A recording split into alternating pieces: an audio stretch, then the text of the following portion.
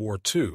As Geddy recounts, his Aunt Charlotte casually mentioned during a family visit that Geddy's father used to play the balalaika at parties and celebrations back in the old country. This came as a complete surprise to Geddy, who had no inkling that his quiet, hard-working father had ever pursued music. When he asked his mother about it later, she confessed that she had refused to allow Morris to bring his instrument with them when they emigrated, believing it an unnecessary encumbrance. She expressed regret over this decision, realizing the importance of music in Geddy's life. This revelation sheds new light on the origins of Geddy's musical talents. Talent often runs in families, even when not openly displayed. Morris Weinrib's musical background, even if temporarily suppressed by circumstance, may have contributed genetic material and contextual nurturing that allowed his son Geddy's abilities to fully flourish. The musical dreams Morris left behind found new life in his son. The memoir specifies that Morris played the balalaika, a three-stringed Russian folk instrument. As such, Morris was likely exposed to a rich culture of Jewish klezmer music in early 20th century Poland. The violin melodies and celebratory rhythms of that tradition perhaps flowed through Morris's fingers before his talent was silenced by war. Decades later, the complex bass lines and dynamic percussion of Rush echo traces of the lost music Morris once created. Geddy was clearly impacted by the realization that his father had shared his musical passion. It connected him more deeply to his family's history and made him wonder what conversations about music they might have shared, had Morris not passed away so prematurely. The memoir expresses Geddy's enduring regret over not learning more about his father's talents and experiences while he was still alive. Still, Geddy's musical career stands as a continuation of his father's legacy. His success fills in the gaps left by Morris Weinrib's lost opportunities. In concert footage showing Geddy rocking out on stage, eyes closed, lost in reverie, one can almost glimpse his father's spirit living on through the wailing guitar played by his son. The musical past echoes in Rush's songs, creating an unexpected continuity bridging generations and connecting Geddy Lee to ancestors he can never meet, but whose passions he carries forward. Though Morris could not bring his balalaika to Canada, its rhythms play on for a dreaming boy with a guitar who became a star. Chapter 2. The Trauma That Shaped a Rock Legend. Geddy Lee's Journey from Grief to Greatness. The childhood of iconic Rush frontman. Geddy Lee was profoundly impacted by tragedy and loss. When Lee was just 12 years old, his father died unexpectedly, plunging his family into severe grief. As devout Jews, Lee and his family observed extensive mourning rituals, sitting Shiva for a week and abstaining from life's pleasures, with Lee committed to reciting the mourner's prayer daily for nearly a year.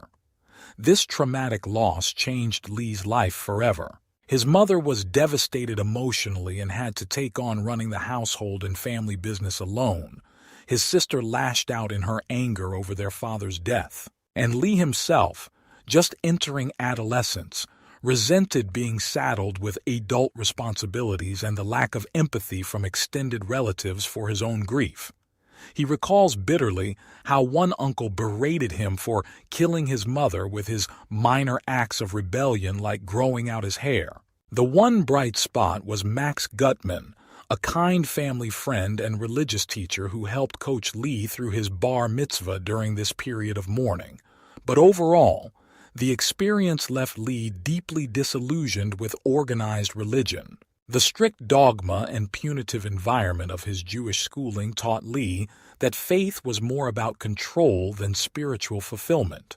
Within months of completing his religious duties, Lee quit attending synagogue, left Hebrew school against his family's wishes, and began forging his own path in life. The losses and questioning Lee endured in adolescence laid the foundation for the determined, iconoclastic personality that would blaze to stardom a decade later with the rock power trio Rush. The childhood battle over his hair foreshadowed Lee's eventual shoulder-length locks, a proudly subversive symbol for the band's generation of outcasts and rebels. The indifference Lee felt from his elders towards his own inner struggles cemented both an independent spirit and an abiding sense of empathy for marginalized youth. And the tragedy of his father's premature death infused Lee's life with an undercurrent of pain and grief, but also resolve to live life to the fullest. For all its adversity, Geddy Lee's traumatic adolescence contained the seeds of the brilliant artist he would grow up to be. Chapter 3. Surviving the Holocaust, a Daughter of Courage. Mary Weinrib was born Malka Rubinstein in 1925 in Warsaw, Poland, to a middle-class Jewish family. When she was 5 years old, economic struggles led her family to move to the town of Starachowicz. There, Mary grew up with her parents, Gershon and Ruchla, and her siblings Ida and Herschel, living an observant Jewish life.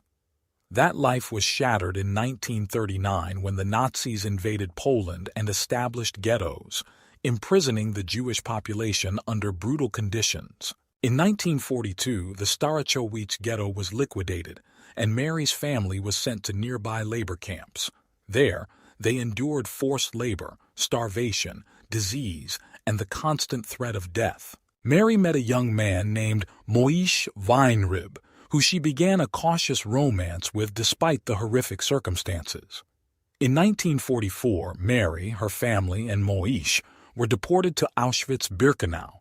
Though they narrowly escaped selection for the gas chambers numerous times, the cruelty and dehumanization was unrelenting.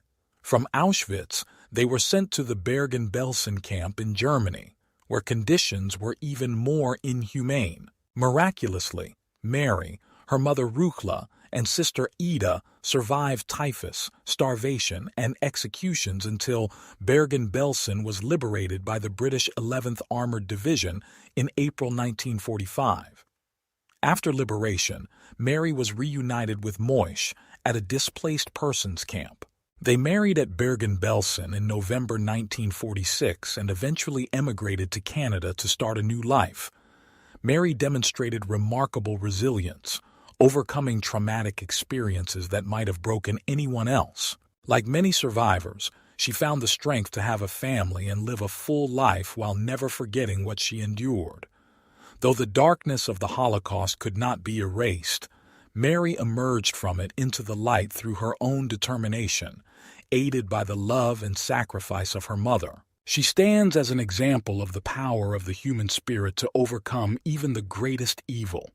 50 years after liberation, Mary returned to Bergen-Belsen and later to Auschwitz and Starachowicz with her children. For them, it was a journey bearing witness to the suffering their parents endured and reflecting on the way lives were rebuilt from such devastation.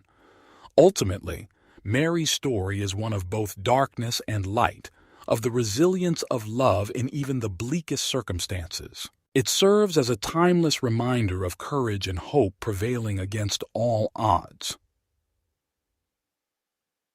Chapter 4. The Early Days of Geddy Lee's Musical Journey.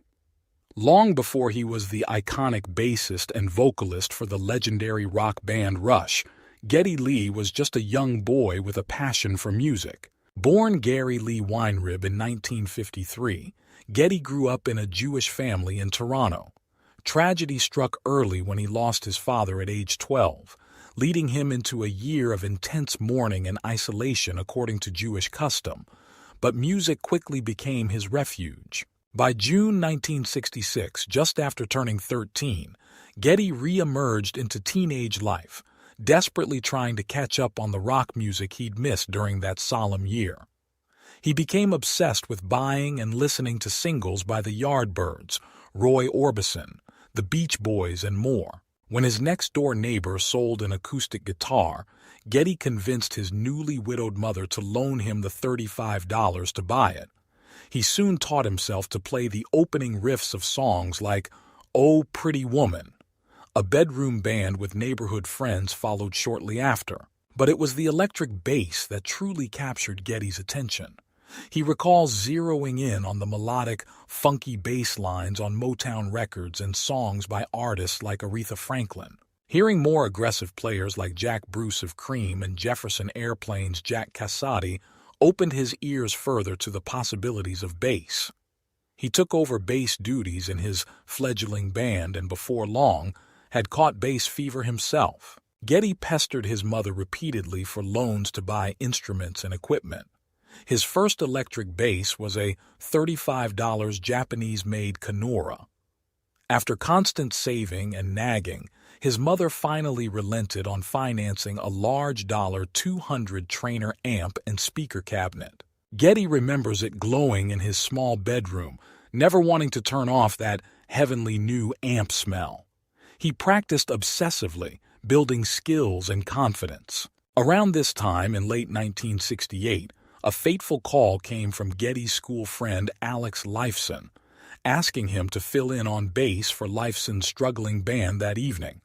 This spur-of-the-moment gig at a local church would lead to Geddy joining up full-time with Lifeson and drummer John Rutsey. After months of gigs at the church youth center and local bars, Rush was born. The rest, of course, is rock and roll history, but for Geddy Lee, it all started with a tragic loss, an old acoustic guitar and a burning teenage drive to make music at all costs. Music became his refuge and his redemption. Chapter 5. The Making of a Rock Star. Geddy Lee's journey from teenage outcast to Rush frontman. Before he was the iconic frontman and bassist for the legendary Canadian prog rock band Rush, Geddy Lee was just a Jewish kid from Toronto trying to find his way as a musician. Born Geddy Lee Weinrib in 1953, Geddy faced bullying and alienation from an early age due to his ethnicity and unusual high-pitched speaking voice. Music became his solace and his saving grace. In his new memoir, Geddy chronicles his early years playing in fledgling high school rock bands in the late 1960s. Despite family turmoil and floundering in school, his relentless passion for music led him to drop out at 16 to pursue his dream full-time. After an early band kicked him out only to later beg him to return, Geddy persevered, pushing himself to improve his bass skills and vocal range. The emergence of Led Zeppelin as a new vanguard for heavy blues-based rock had a catalytic influence on Geddy and his high school bandmates Alex Lifeson and John Rutsey. Forming the earliest incarnation of Rush, the teen trio worked to develop their own sound and hone their songwriting abilities. They faced countless challenges: unscrupulous would-be managers, unreceptive early audiences, lack of equipment and transportation, but Geddy was determined, often risking the ire of his traditional Jewish mother who dismissed rock music as dangerous folly. Geddy found inspiration and friendship from peers like musician Oscar Peterson Jr., son of the famed jazz pianist. Oscar helped expand Geddy's musical horizons into the realms of prog and art rock. The two outcasts bonded through their shared love of bands like Yes, King Crimson, and Genesis, sneaking away from school to listen to records and jam. Despite the constant struggles of an early rock band, Geddy's refusal to cave to commercial pressures or artistic complacency kept Rush pushing forward creatively. By staying true to their original songwriting vision through years of club gigs and critical indifference, their perseverance was slowly rewarded. Now revered as prog pioneer, Geddy succeeded in turning his youthful musical passion into an acclaimed, decade-spanning career. His memoir offers an intimate look inside that journey. Chapter 6. Rush, The Early Years, a memoir excerpt, chronicles the band's humble beginnings. The recently released memoir by Rush frontman Geddy Lee provides an intimate look at the band's origins, shedding light on their struggles and early influences as young musicians in Toronto. Spanning the late 1960s to mid-1970s, this excerpt documents the band's formation, early gigging days, and their tenacious climb towards their iconic prog rock sound. We learn of Lee's difficult adolescent years following his father's untimely death and the bullying he endured as one of few Jewish students in a suburb rife with anti-Semitism. music and reading became outlets for the shy, insecure youth who suppressed his Jewish identity in efforts to fit in. The memoir traces his budding friendship with Alex Lifeson, bonded by their immigrant backgrounds and shared passion for loud rock bands like Cream, The Who, and Led Zeppelin. The two began woodshedding and formed bands throughout high school, eventually connecting with drummer John Rutsey to launch the earliest incarnation of Rush. The band cut their teeth playing tiny stages, high school dances, and dive bars across southern Ontario, developing a local following despite resistance from venue owners to their penchant for lengthy originals. They persevered through drunken heckling and even occasional fisticuffs in rowdy crowds, building character and tenacity. Detailing the band's struggles to land a record deal, the excerpt explains their embrace of an independent grassroots approach years before DIY punk and indie scenes emerged. We read of late-night recording sessions squeezed between closing dive bar sets and opening for major touring acts they idolized. Candid anecdotes highlight the musicians' inexperience and technical limitations of the day, captured on their debut album. Throughout the memoir, Lee paints a picture of a determined band hell-bent on playing music their own way. Compromise be damned.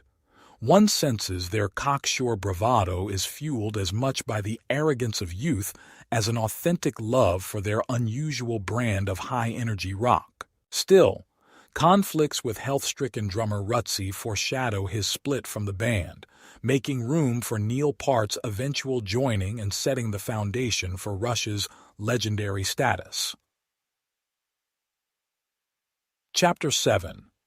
The Early Days of Rush, From Humble Beginnings to Breakout Success. In the early 1970s, three young musicians came together to form a band that would go on to become one of the most acclaimed and influential groups in rock history, Rush. As detailed in bassist Geddy Lee's memoirs, the band's origins were humble, playing tiny bars with dodgy sound systems across Ontario. After years of struggling on the local circuit, Rush finally recorded their self-titled debut album in 1973. However, unsatisfied with the weak production values, they brought in producer Terry Brown to remix a few tracks. This helped lend some power to songs like Working Man, which resonated with the working-class fans that frequented their gigs. The band started garnering some radio play and notoriety, particularly in Cleveland, where DJ Donna Halper took a liking to their music. This growing buzz attracted record companies interested in signing them. As their manager Ray Daniels tells it, there was a dramatic showdown between labels vying for Rush. However, in reality, the band didn't have much leverage early on. They ended up signing with Mercury Records, who sent Cliff Bernstein to champion the band and lead them to their big break in the U.S. Rush's fortunes turned thanks to the belief and support of early fans like Halper and Bernstein. Lee acknowledges the band was still quite raw and innocuous sounding on that first record, but they possessed chops, authenticity, and conviction. Songs like Working Man channeled the frustrations of their blue-collar audiences. This honesty and energy is what propelled them from dingy Ontario bars to sold-out arenas in a few short years, even as critics initially panned their sound. Through ceaseless touring and steady evolution, Rush earned a reputation as superb musicians with progressive tendencies. They attracted a uniquely passionate fan base that connected profoundly with their cerebral lyrics and dynamic virtuosity. While early obstacles and inauspicious starts might have derailed other bands, Rush persisted thanks to both self-belief and support from true believers. This tenacity drove them to become one of rock's most beloved and enduring acts over a 40-plus-year career.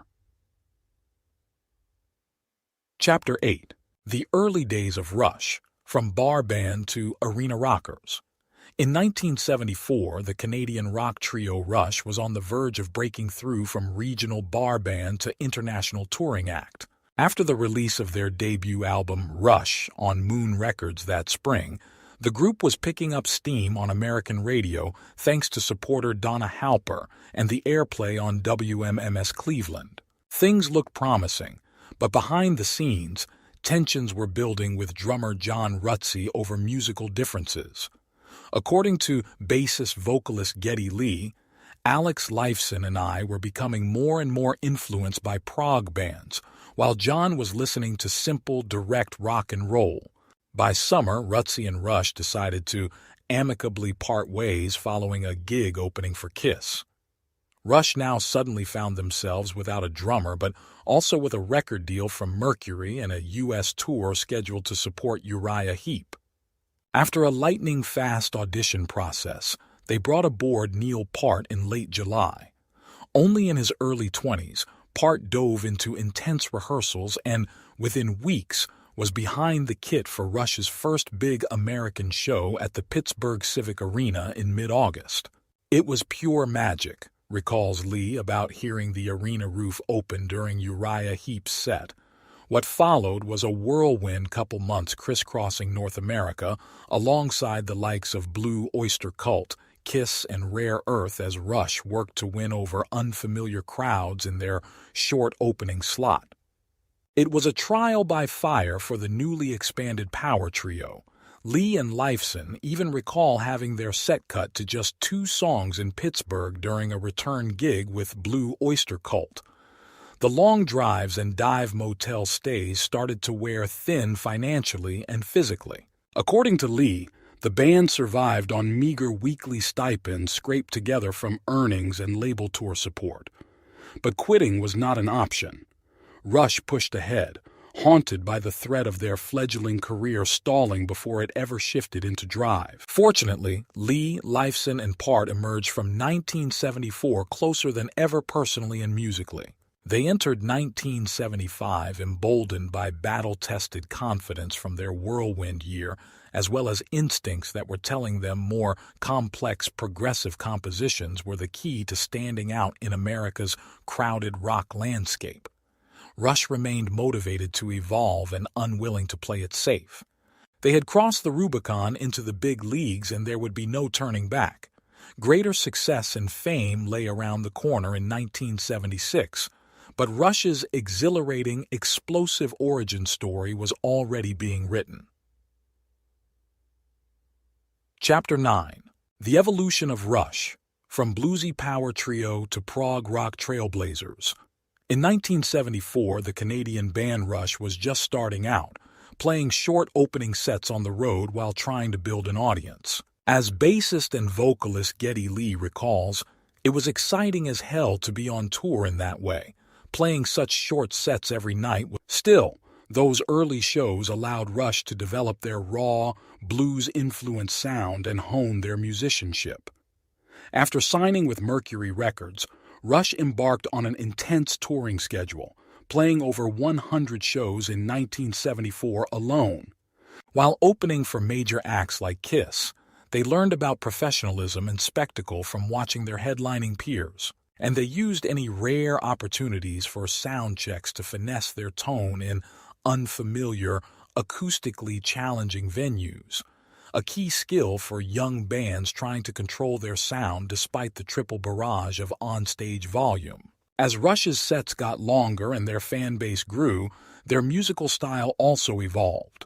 At first a heavy rock barrage, in Lee's words, Rush began exploring more complex song structures and time signatures. The vocals grew more stylized, too, with Lee's high-pitched wail cutting through the band's dense instrumentation. Some critics were unimpressed by his shout-screaming, but it gave Rush a uniquely abrasive prog-tinged sound. By the end of 1974, Rush had found their footing both on stage and in the studio. With landmark albums like 1975's Fly By Night on the horizon and an ever-growing fan base, their future looked bright. Now, it was time to catch our breath, enjoy the holidays, and psych ourselves up to record our second album, says Lee. Thanks to relentless touring and dedication to their evolving craft, Rush was poised for success on their own uncompromising terms. Chapter 10. Rush, The early years, from bar band to prog rock trailblazers. The origins of the legendary Canadian prog rock band Rush can be traced back to the Toronto bar scene of the early 1970s. Childhood friends Geddy Lee and Alex Lifeson formed a band called Rush, with original drummer John Rutsey, cutting their teeth playing covers in local clubs. After self-releasing their debut album, they brought virtuoso drummer and lyricist Neil Peart into the fold in 1974, marking a pivotal turning point. This launched the band into more ambitious progressive territory, reinventing their sound and songwriting. In their early days, Rush played an exhaustive circuit of bars and high schools across Ontario, developing a reputation for their high-energy live shows. As Lee recalls, "We just wanted to get out there and play to as many bodies as possible." Their persistence paid off when manager Ray Daniels signed them to his fledgling Moon Records label. However, creative tensions with Rutsey over the band's musical direction eventually led to his departure. Serendipitously, Peart's audition yielded instant chemistry. His jaw-dropping chops and cerebral, Tolkien-inspired lyrics expanded Rush's musical canvas exponentially. Rush's metamorphosis is abundantly clear on 1975's Fly By Night. Songs like the hard-charging title track and epic prog centerpiece, By Tor and the Snow Dog, brimmed with ambition, complex time signatures, fantasy themes, and instrumental interplay. This marked a decisive sonic shift, polarizing both fans and management expecting more straightforward hard rock. Undeterred, Rush steadfastly refused to compromise their new prog vision. Over the next decade, they would hone their craft and emerge as standard-bearers of the genre. The early Rush story is one of a young band with tireless drive and a daring creative ethos, unafraid to buck trends and follow their muse. Their rapid evolution from bar band to prog pioneers paved the way for global superstardom. From inauspicious beginnings playing dive bars and high school gyms, Rush carved a wholly unique path and left an indelible mark on rock history. Chapter 11. The Long Road to Rock Stardom. Rush's Struggles and Triumphs in the mid-1970s. In the mid-1970s, the Canadian rock band Rush was determined to make it big, but the road to success was filled with challenges. As recounted by Rush drummer and lyricist Neil Peart, the band faced numerous ups and downs following the lukewarm reception of their third album, 1975's Caress of Steel. This conceptual and progressive rock-influenced record marked a creative leap for Rush, but left critics and audiences confused. Dubbing their tour in support of the album the Down the Tubes Tour, Rush crisscrossed North America, playing small clubs to modest crowds. It was a come-down after their initial flush of success opening for major bands like Kiss. Their label, Mercury Records, was losing faith, and the band fell into debt trying to keep their dream alive on the road. Morale was low at times, but sparks of encouragement kept them going, like a rapturous show in San Antonio arranged by a supportive radio station. The physical travel was grueling too, amplified by the enormity of the Canadian landscape. An early highlight was awakening to the splendor of the Rockies, leaving Peart awestruck. But mostly it was long drives past obscure towns, with makeshift gigs in unlikely venues like hockey rinks. The pops of joy were tempered by the hard reality that Rush did not fit neatly into the commercial rock or radio formats of the day. Still, quitting was never an option. The ambition and commitment that set Rush apart from many bands kept them striving to improve. Peart was single-minded in pushing the band forward creatively, forever critical of his own limitations. The other members, too, were devoted to the collective musical vision, and early fans sustained them, as did the rising prospect of a sustainable career in rock. Bigger bands were building followings across albums, so through all the ups and downs, Rush clung to cautious optimism, sure their time would come if they could just harness their peculiar talents. The failed Down the Tubes tour was a rite of passage, not the death knell of their dreams. Chapter 12. Finding Inspiration on the Road, How Rush's Rocky Journey Led to 2112. In the mid-1970s, the Canadian rock band Rush was at a crossroads. After releasing two poorly received albums, Caress of Steel in 1975 and Fly By Night in 1974, they were under intense pressure from their record label to deliver a more mainstream, commercially viable record. At first, this pressure led the band, bassist vocalist Geddy Lee, guitarist Alex Lifeson, and drummer Neil Peart, to retreat inwards. Spending hundreds of hours traveling by car between live shows, they passed the time reading fantasy and sci-fi novels that served to spark their musical creativity.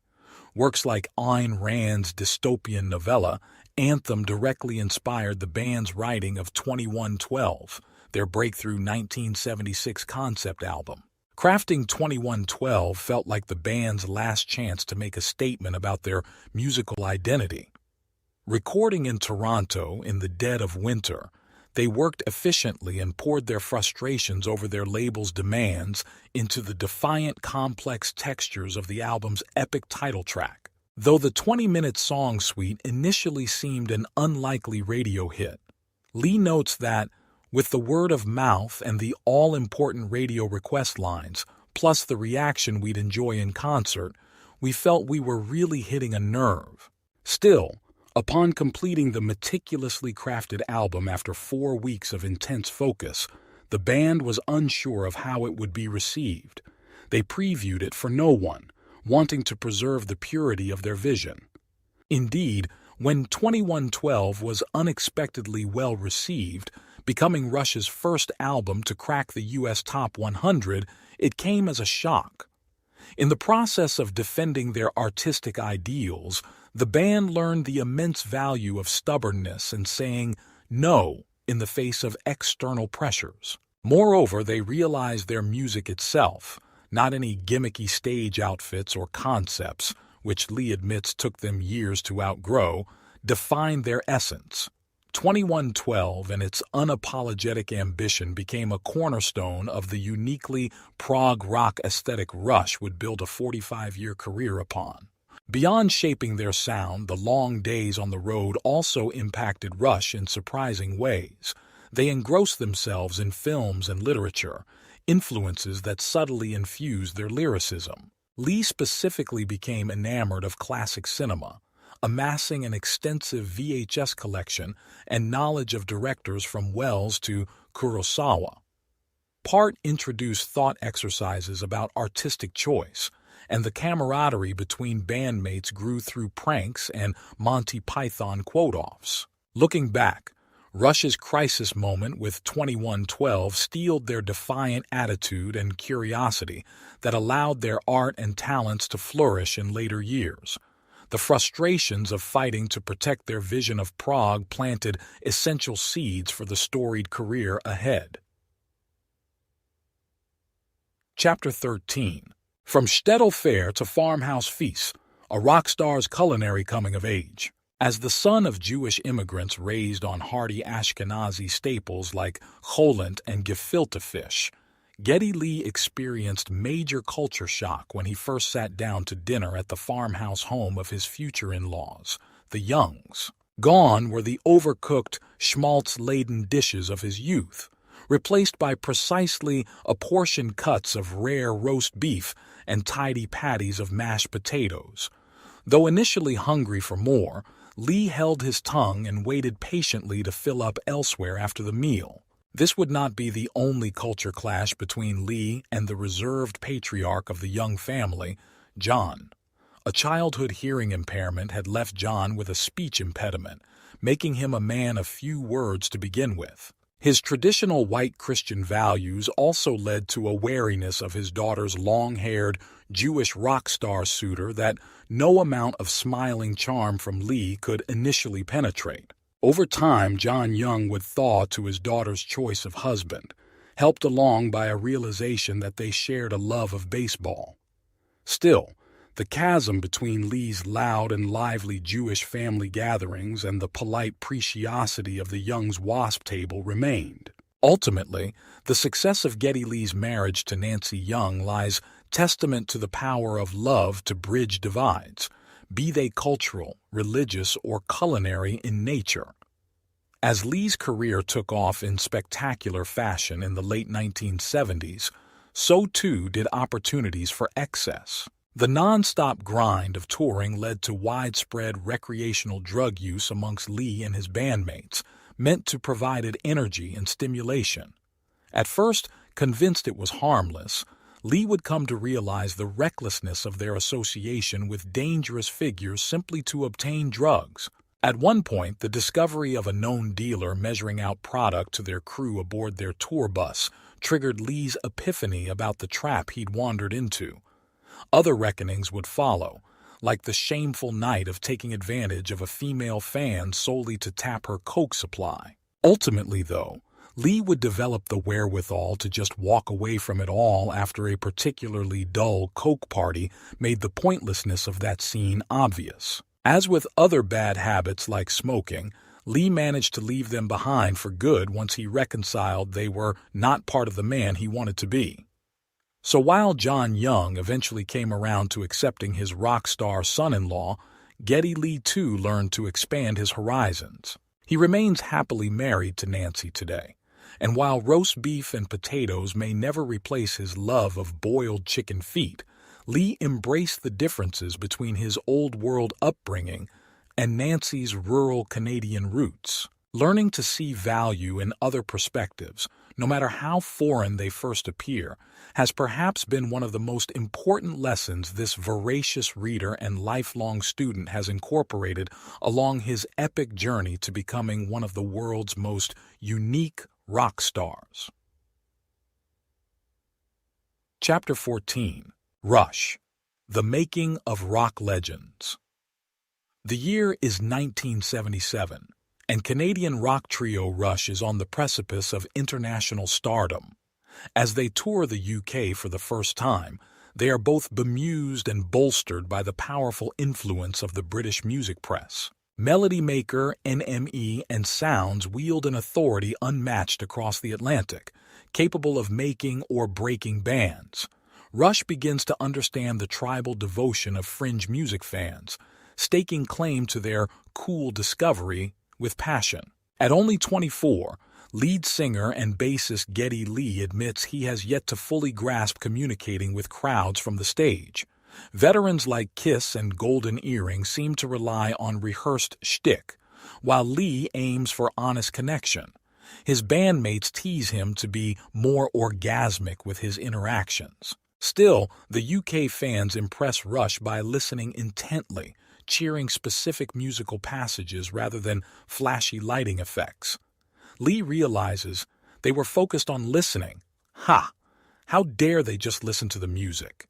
This illustrates a key insight, how a country's character is revealed in its crowds. While supporting their breakthrough concept album 2112, Rush faces both acclaim and criticism from the press. After a bizarre interview with NME focused on politics, the resulting article describes Rush as proto-fascists, advocating ideas akin to Auschwitz's "work makes free" inscription. Understandably outraged at this distorting analogy, Lee struggles to respond maturely to such journalistic irresponsibility. Still, he credits punk for legitimizing Rush amid accusations they were a pale imitation of prog legends. Now punk has arrived, and Rush seems venerable by comparison. Recording their album A Farewell to Kings at Rockfield Studios in Wales, Rush adopts nocturnal habits, working from late afternoon into the dawn. This residential studio offers both idyllic countryside and rock and roll hedonism supplied via the nearby cities. Sessions grow increasingly experimental, moving outdoors to capture ambient sounds in the echoing courtyard and stone buildings. The pastoral atmosphere contrasts the high-tech Advision studios in London where they mix the results. Boredom during repetitive mix sessions yields creativity of a different sort. Guitarist Alex Lifeson dons crude punk apparel to pose as the manager of fictional band Frank Lee Scheidt and the Rootin' Nazis. His antics mocking the exploding scene reduce the band to giggles, acting like 8-year-olds. But disaster nearly strikes when tape machines mangle the master of epic track Xanadu, very nearly destroying days of work. With crisis averted, Rush learns the lesson of always backing up irreplaceable music. Though alien to punk's raw rebellion, Rush pays its own fierce dues. From early press mockery to their mythic victory over compromised integrity, the band forges its signature epic hard rock and cerebral sci-fi identity. Now entering the pantheon of rock greats, their journey has only just begun. Chapter 15. Rush. On the road, the grueling reality, behind the glory. In February 1978, the members of Rush found themselves in the bar of a Manchester hotel following one of 2 back-to-back shows in the city. After months of being away from his family, guitarist Alex Lifeson was nearing his breaking point. In a drunken stupor, he challenged the band's towering tour manager to a cognac drinking contest with disastrous results. By the end, a sloshed Lifeson was smashing glasses, earning the ire of hotel security. It was just one in a string of debaucherous tales from Rush's early years on the road, a time marked by youth, increasing fame, and grueling challenges. The 1970s saw Rush transition from opening act to bona fide headliner. By 1978's Hemispheres tour, they were established enough to have bands like Uriah Heep opening for them, a remarkable turn after Rush had opened for Heep just 4 years prior. It was a meteoric rise, but it came at a brutal cost. From October 1978 to June 1979, Rush embarked on a globe-spanning tour that encompassed some 135 shows in just over 6 months. They would regularly play 10 shows back-to-back, with one particularly hellish run of 23 shows in 24 days. For bassist vocalist Geddy Lee, the non-stop touring took a major toll on his relationship with wife Nancy Young. By 1978, Lee calculates he had been on the road for 20 out of the 24 months they had been married. At times in this period, the couple's real time together clocked in at less than 2 months. The band's taxing schedule also affected Lifeson and drummer Neil Peart, both of whom were missing pivotal early years with their young children back home. To endure the grueling tour schedule, the band members coped however they could. In one instance, Lifeson drunkenly paraded through a hotel hallway wearing only a curtain. The members also increasingly turned to alcohol and drugs to get through marathon sets. By the Hemispheres tour, Lee confesses the shows had become a hazy blur. The strain went beyond personal lives and health. Musically, songs were growing so complex that capturing good takes became extraordinarily difficult. Recording Hemispheres at Rockfield Studios in Wales took 10 straight days for just one track. More than the band's entire debut album, singing taxed Lee's voice to the limit. During one session, he had a rare emotional meltdown and briefly walked off the job. The pressure cooker environment took a permanent emotional toll. Band members would later look back on the Hemispheres period as an inflection point, one that fostered professionalism but also greater personal distance. Lee vows they would never be quite the same. Why did Rush push themselves to such extremes in touring and recording? In part, they felt they had no choice. As Canadians trying to make it globally, Rush felt dogged effort was required to build an international fan base. Success also demanded they keep up a prolific pace. In their first decade, Rush produced an album nearly every single year. It was an exhausting trade-off, physical and mental health for fame. By 1979, the merciless regime had Rush questioning their path. Ultimately, it forced an inflection point. To save themselves and their relationships outside music, they accepted limitations. It paved the way for the permanent waves era, a time of new balance, perspective, and creativity. But the road there was painfully long and arduous. For Rush and countless other bands, the behind-the-scenes reality of making it proved a mighty high price to pay. Chapter 16. The Unfinished Conversations.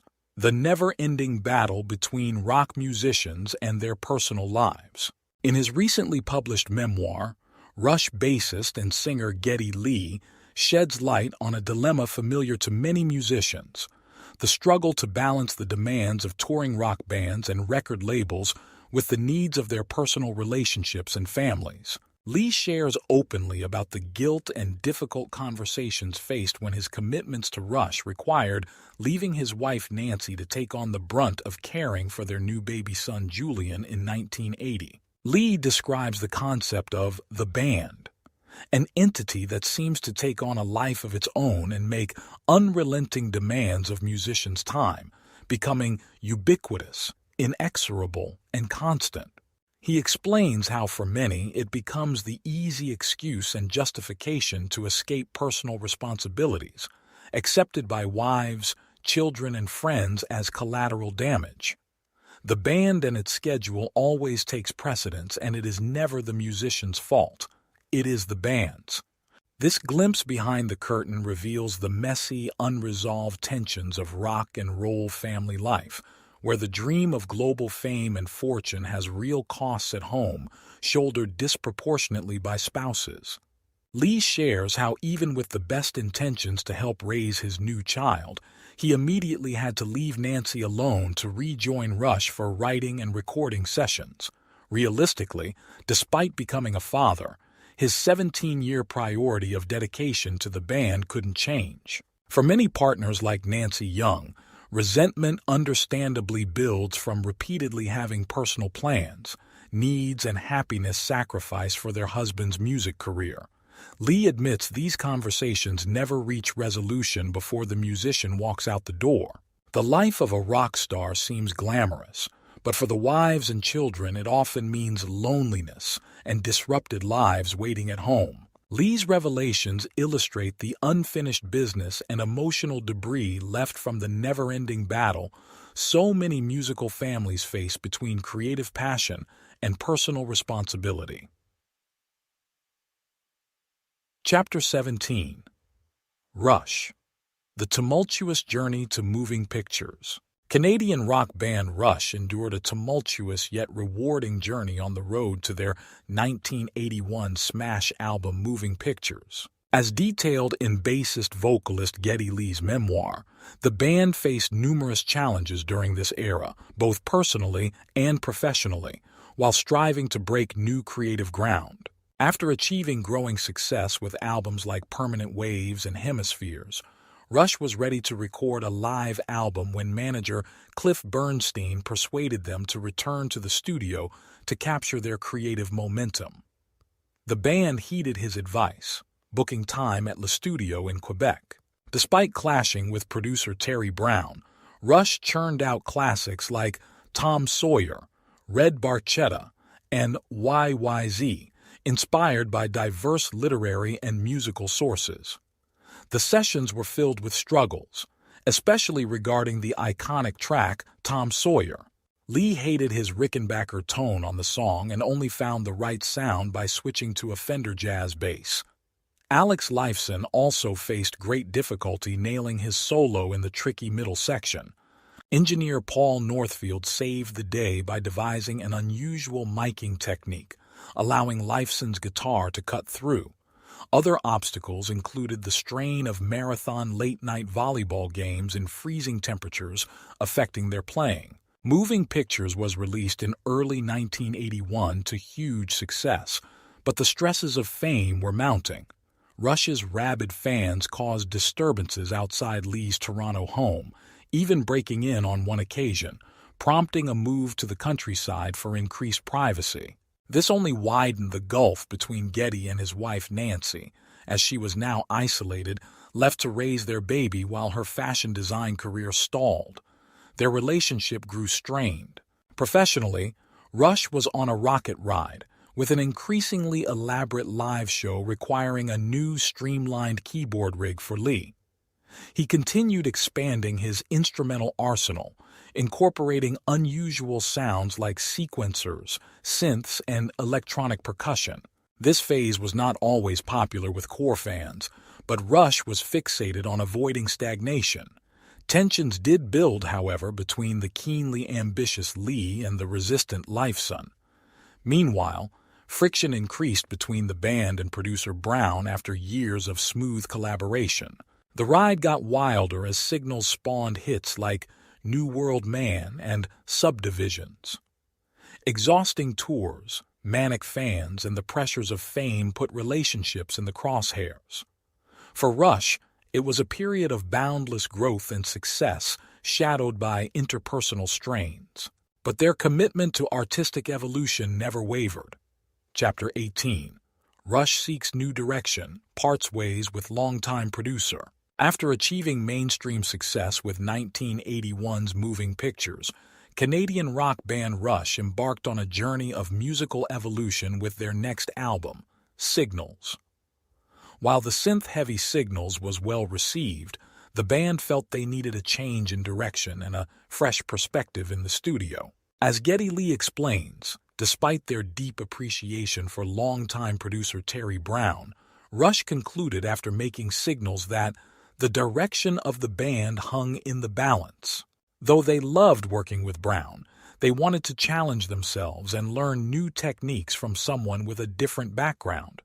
So after an extremely difficult conversation, Rush and Brown, who had produced all their albums since 1974's Caress of Steel, mutually agreed to part ways. Though sad, the band felt a sense of excitement about the future possibilities. An extensive search for a new producer ensued, with the band meeting top candidates in London like Trevor Horn, Hugh Padgham, and Steve Lillywhite.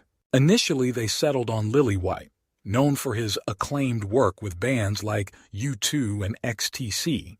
But just 2 weeks before recording was set to start, Lillywhite pulled out to work with Simple Minds instead, leaving Rush stunned and scrambling.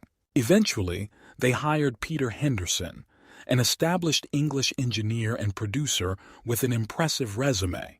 But despite his skills, the band found Henderson lacked decisiveness while recording 1984's Grace Under Pressure.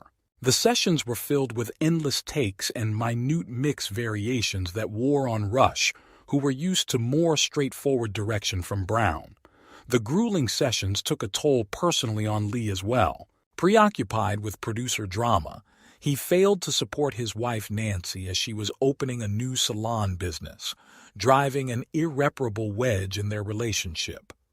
Though well-reviewed, Grace Under Pressure marked a difficult transitional chapter for Rush. Seeking new sounds also meant seeking a new collaborative studio relationship, which they struggled to find in Henderson.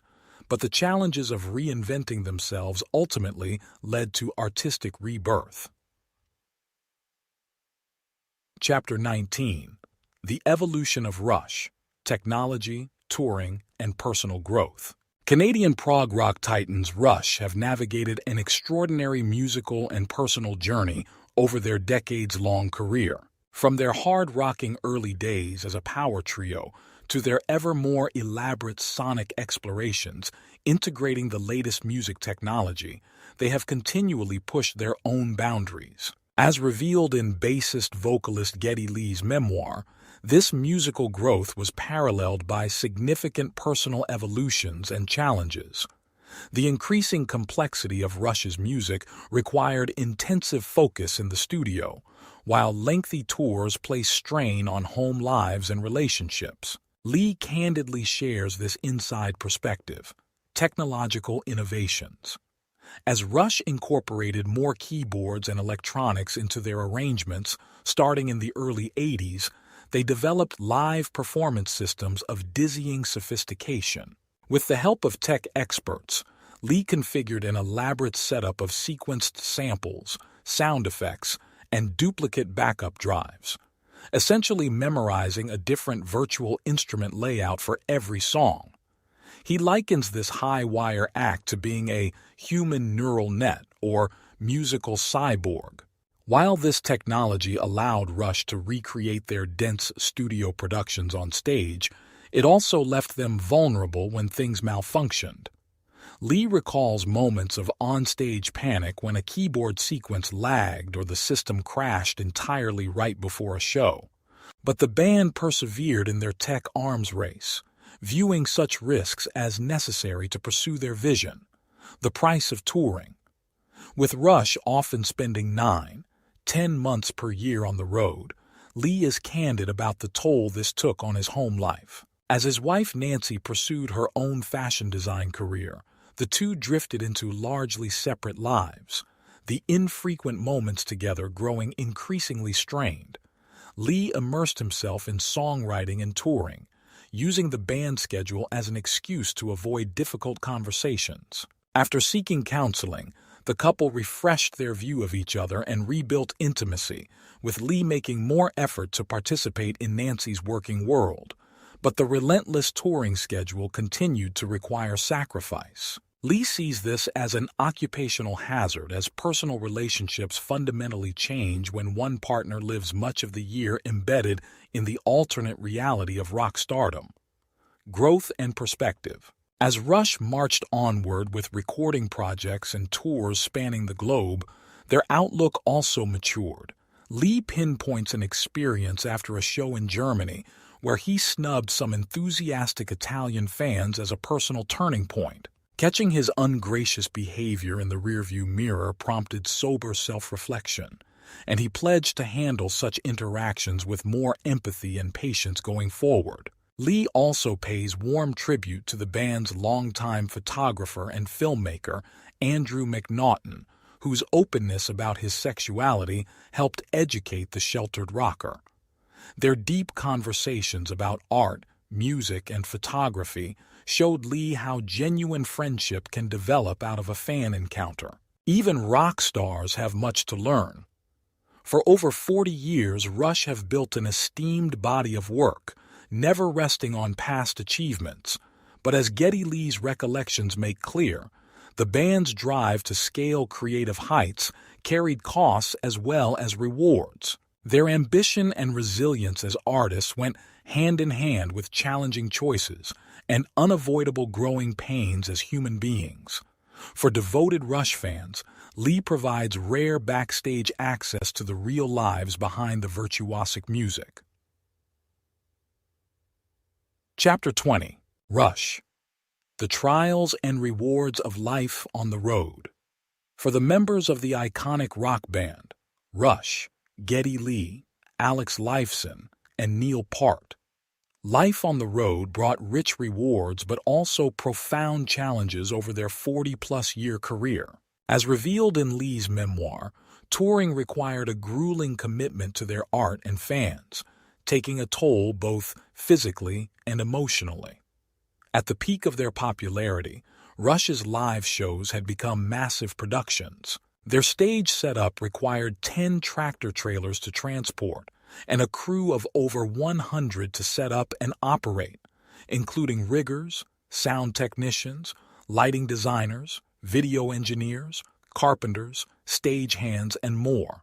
Assembly and tear down of the elaborate stage, props, and equipment was a minor miracle occurring within a 24-hour window at each tour stop. The crew worked around the clock, catching naps on buses while crisscrossing North America. Lee describes it as a circus with animals and confesses, "It wasn't easy, and we may not have always been successful at maintaining close bonds with every crew member." For Lee, touring also meant rigorously protecting his voice, the most vulnerable aspect of Rush's live performance. Canceling shows was agonizing, so Lee followed a strict diet and lifestyle between shows, even observing vows of silence on off days. He endured illness, injury, allergies, and vocal strain over decades of touring, Terrified of losing his voice mid-show and disappointing fans, his bandmates competed through their own ailments, but Lee shouldered the pressure of being the most overtly noticeable liability. While rewarding, years spent largely isolated from family took an emotional and physical toll on Rush's crew. Some battled substance abuse fueled by the loneliness and stress. As de facto therapist, Lee attempted interventions but admits feeling conflicted when some loyal employees relapsed or passed away. Success required compromise, abandoning hope of close friendships with over 100 crew members. But Lee believes an overall mutual respect still bonded Rush with most fellow tour veterans, many staying 10, 20, or 30-plus years. For Rush, the road was a beloved workplace alongside what Lifeson called the guys at work, their tight band of brothers. Chapter 21. The Evolution of Rush, from prog rockers to elder statesmen. Over their prolific 45-year career, the Canadian rock trio Rush has undergone a remarkable evolution, both musically and personally. From their early days as ambitious, fantasy-loving prog rockers to their current status as revered elder statesmen of rock, Geddy Lee, Alex Lifeson, and Neil Peart have continued to challenge themselves and their fans. In the excerpt from Geddy Lee's memoir, he traces the band's journey in the 1990s as they navigated both changing musical tastes and their own changing priorities. After achieving major mainstream success in the 1980s with hit albums like Moving Pictures, Signals, and Grace Under Pressure, Rush began the 90s determined to retain their artistic integrity while still remaining relevant. They experimented with new sounds on albums like Presto and Roll the Bones, incorporating contemporary flourishes like sequencers and rap-inspired vocals amidst their usual intricate arrangements. While some fans and radio stations bristled at these stylistic shifts, Lee argues that Rush was simply continuing their long tradition of absorbing diverse influences into their music, from reggae to electronica. Behind the scenes, the band members were also coping with evolutions in their personal lives. Lee describes the joys and struggles of balancing music with fatherhood, nearly walking away from Rush after the birth of his first child before finding a way to integrate family life with his artistic passion. He also touches on tensions within the band over musical direction, yet marvels that despite simmering disagreements, after decades together they never truly fought. By 1993's counterparts, Rush began moving towards a harder, more guitar-driven sound, enlisting producer Kevin Shirley to help capture their live energy in the studio. The resulting album was rapturously received by fans, hitting #2 on the charts. Lee suggests this successful melding of their core power trio sound with modern production represented a new peak after years of experimentation. As Rush wrapped up their 1996 test for Echo Tour, Lee paints a portrait of a band settled into an efficient yet still invigorating routine after so many years on the road together, preferring pre-show quiet rather than raucous partying. Far from exhibiting signs of slowing down or creative stagnation, he implies that Rush had now achieved an ideal balance, retaining the rigorous musicianship developed over decades, while still leaving room for surprise and playfulness in their marathon shows. In summarizing Rush's continuing evolution from their early bombastic years to 1990s reinventions to a confident and well-oiled touring machine by the end of the decade, Lee conveys a band unwilling to rest on past triumphs, instead remaining doggedly committed to progress, even when that journey takes unexpected dips and turns. After 45 years, Rush's restless creative spirit remains unquenched. Chapter 22. The Tragic Loss That Shattered a Rock Star's World.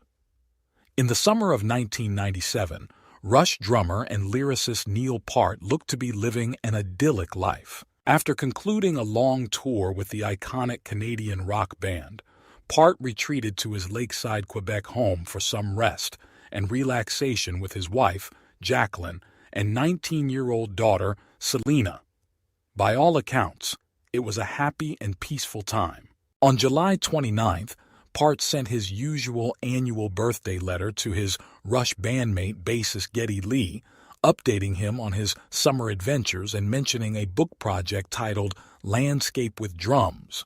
He wrote affectionately about his daughter Selena, home after completing her freshman year of university, and how he had escorted her on a motorcycle ride part of the way as she embarked on a road trip in her Jeep Wagoneer. Just 20 days later, Lee received the devastating phone call. Selena had been in a fatal solo car accident while driving along a highway in eastern Ontario. She was only 19 years old. Lee describes the shocking news as paralyzing and the resulting scene at Neil and Jacqueline's home as a grief house filled with despair. Neil was in a manic state of denial and Jacqueline inconsolable in her anguish. The funeral was equally excruciating for all. Unable to withstand the painful memories associated with their Canadian surroundings, Neil and Jacqueline temporarily relocated to London, England, to privately process their grief. But with the untimely death of Princess Diana occurring just 11 days after Selena's, there was no escaping the constant public mourning throughout the city. Neil did his best to support his ailing wife, who soon after began suffering from mysterious chest pains. Tragically, they were a symptom of advanced lung cancer. Less than a year after losing her only daughter, Jacqueline Part lost her battle with the excruciating disease that Lee believes she was willing herself toward. For Neil Part, the unrelenting series of calamities was unimaginable. Now, devoid of the family he so dearly loved, he attempted to journey through his grief on a lone cross-country motorcycle, Odyssey dubbed Ghost Rider. The trip took him up the Pacific coast and throughout the western United States and Canada for months. He sought the company of strangers and the solace of the open road. But as Lee and bandmate Alex Lifeson worriedly tracked his progress through sporadic postcards under whimsical pseudonyms, it became clear Neil was really a man running from his demons. The unfathomable pain could never fully be outrun. In the sad aftermath, Lifeson and Lee found themselves grieving the loss of Neil's family nearly as much as their friend, and coupled with the distress was the uncertainty around their acclaimed band's uncertain future. The tragedies had destabilized Neil's very orbit. His road forward from the devastation was intensely personal. For Lee, the potent words and kindness of fellow rock star Robert Plant provided some perspective and comfort during Neil's absence. Plant, no stranger to profound tragedy himself, gently counseled Lee that sooner or later one must resume truly living after a loss. It was advice Lee took to heart. Tentatively, he began planning trips and experiences focused on life rather than grief. Still, reconnecting with Neil and Rush seemed implausible in the wake of such life-changing desolation. It would take time, patience, and friendship to reforge that bond. The journey back from the ghostly shadows can be long and weary, but not always impossible. Chapter 23. The Long Road Back. Geddy Lee and Rush emerge from tragedy. In the late 1990s, the legendary Canadian rock band Rush faced an unimaginable tragedy when drummer Neil Part lost his daughter and wife within a year of each other. Part retreated from music and from life itself, leaving the fate of Rush uncertain. Bassist Geddy Lee and guitarist Alex Lifeson were unsure if the band could continue. As Lee describes in his memoir, he filled the sudden void in his creative life by collaborating on a solo album with his longtime friend, musician and producer Ben Mink. The two had long wanted to work together, sharing, as Lee puts it, two peas in a pod musical sensibilities despite their wildly different personalities. Pouring their emotions into songwriting, Lee and Mink crafted a deeply personal album, My Favorite Headache, released in 2000. The recording sessions became a healing experience for Lee as he processed his grief over Part's losses. Working with Mink and an all-star team including drummer Matt Cameron and producer David Leonard, Lee explored musical avenues unavailable in the context of Rush, using lush vocal arrangements and multiple bass tracks. He stepped outside his comfort zone, even allowing himself rare emotional vulnerability on the piano ballad Slipping. While the album's sales proved modest, it marked a reawakening of Lee's songwriting voice. It also gave him confidence that Part could in fact return to music. As Lee reveals, Part had begun cautiously playing drums again in his home studio, realizing his technical skills remained intact. In a birthday letter, Part told Lee he felt ready to play again but not to work just yet. Still, Lee was stunned and moved that even amidst intense grief, Part eloquently described reconnecting to the deeper spirit of music and the ability to tell my story through playing. Bit by bit, Part started to emerge from the darkness. Heartened by a new relationship, he slowly reconnected with Lee and Lifeson. By 2001, after a 4-year hiatus, Rush would indeed reconvene stronger than ever, eventually undertaking marathon world tours in support of a late-career artistic renaissance. But that crucial first step back came through the unconventional therapy of Lee's solo venture. My Favorite Headache cleared the way for Rush's resurgence, even as it gave Lee the confidence to pursue his personal muse apart from the band that had defined his career. Chapter 24. Rush Returns.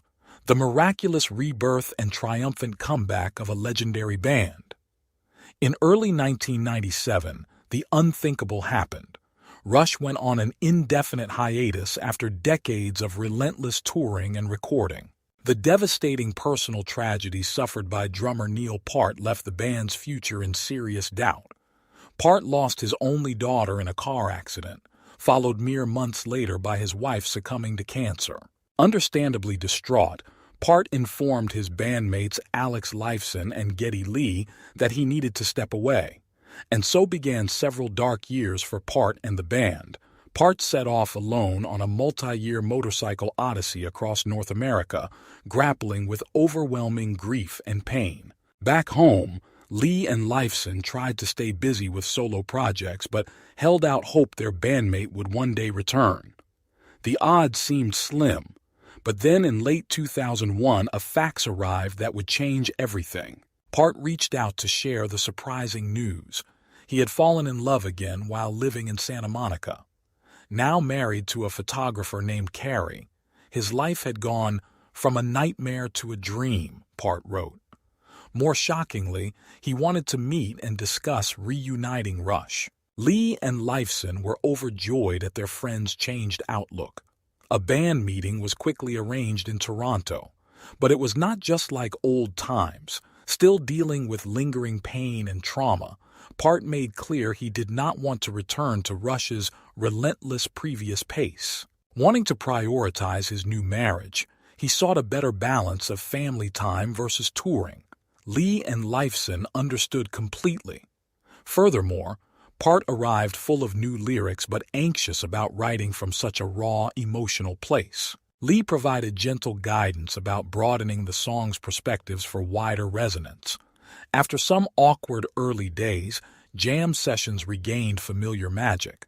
The trio dug into writing new material that would form their album Vapor Trails, capturing the emotional turbulence of recent years. Recording throughout 2002 was trying, full of second-guessing and endless mixing tweaks. But Lee found catharsis in Peart's drumming comeback. A triumphant tour followed that year across North America, Mexico, and Brazil. Audiences erupted in elation at Rush's return. One São Paulo show saw them endure teeming rain and electrical issues, saved only by their locked-in performance and the crowd's fiery 60,000 voices. Similarly, soaked crew members somehow loaded out afterward and drove through the night to make the next gig in Rio. It perfectly encapsulated Rush's rebirth, overcoming adversity through sheer perseverance and the devotion of fans. In those crowds, Peart once more found kinship and meaning. Later one night in Rio, soaked from an onstage downpour but spirits high, He declared they were now truly an international act. Despite unimaginable tragedy, Rush and Neil Peart had made it through the darkness back into the light. Their second act was only just beginning.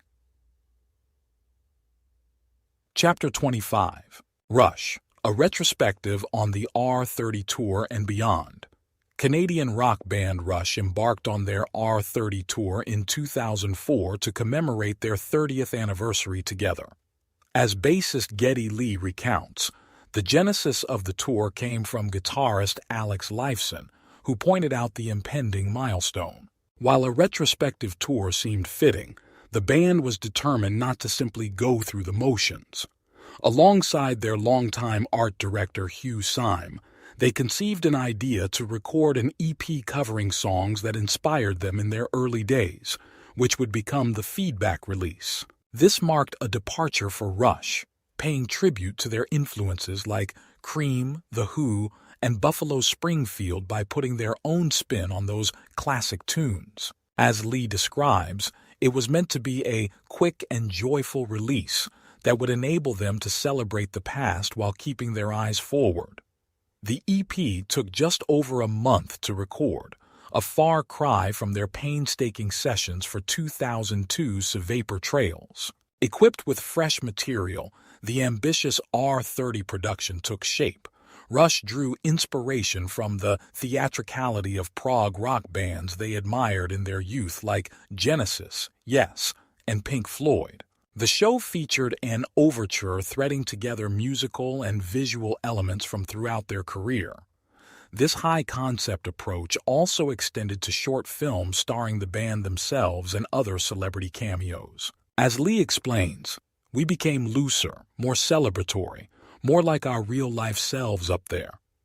Even amidst the devastating loss of Lee's lifelong friend Oscar Peterson Jr., the tour marked a vibrant new chapter. Beyond R30, Rush continued evolving their live shows into full-blown spectacles, with Lee noting the production budget would grow exponentially. But the essence remained the same: dynamic performances tied together by levity and absurdist humor, exemplified by Lifeson's surreal improvised rants. With a spirit reborn after drummer Neil Peart's tragedies, the band maximized their chemistry and fearlessness. Even the stoic goth Shelley Knott, who traveled with Rush for years, was coaxed into leaving her nocturnal habitat for hiking adventures in the Rockies. Through the camaraderie and compassion underpinning these tours, Rush nurtured a peerless identity. As Lee sums up, a combination of complex and melodic progressive hard rock presented in an abstract, absurdist, self-deprecating package. They aim to evolve yet anchor their shows in nostalgia when fitting. With such vision and vitality, Rush strove not to be the proverbial dead shark well into their fourth decade. If anyone could achieve that, it was these unlikely prog metal comedians. Chapter 26.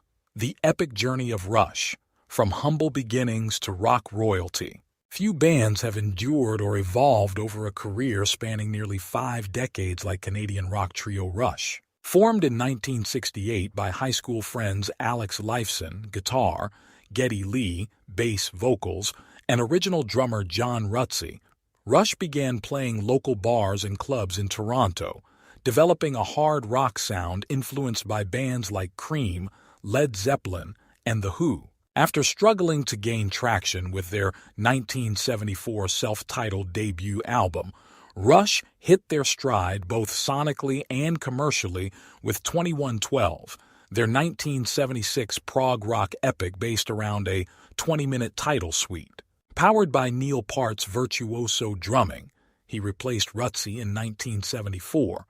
Rush cemented their position as an inventive, envelope-pushing band melding hard rock muscle with progressive intricacy across late 70s albums like A Farewell to Kings, Hemispheres, and Permanent Waves. The band's commercial peak arrived with 1981's Moving Pictures, which contained FM radio staples like Tom Sawyer and Limelight and vaulted the band to arena headliner status. But wider mainstream acceptance eluded Rush in America, where critics often derided them as overly cerebral and indulgent.